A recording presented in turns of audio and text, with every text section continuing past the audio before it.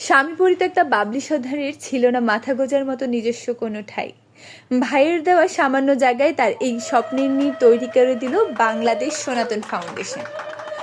গত শুক্রবার পটিয়ার অলিরহাটে বৃষ্টির মাঝেই এক আবেগঘন পরিবেশে বাবলি সর্দারের হাতে চাবি হস্তান্তর করা হয়।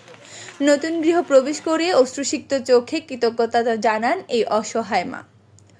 অনুপম নাথের সঞ্চালনায় অনুষ্ঠানে বক্তব্য রাখেন বাংলাদেশ সনাতন ফাউন্ডেশনের নির্বাহী পরিচালক নয়ন ঘোষ এবং যাদের হাত ধরে এই কাজগুলো হচ্ছে সকলের প্রতি আন্তরিক ধন্যবাদ।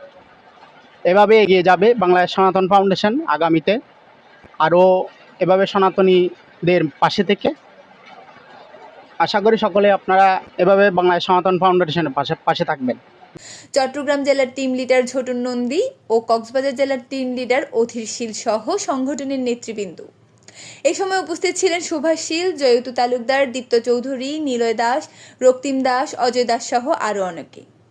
পল্লব মজুমদারের তথ্যচিত্রে রূপশ্রী ভৌমিক, সনাতন টিভি, চট্টগ্রাম।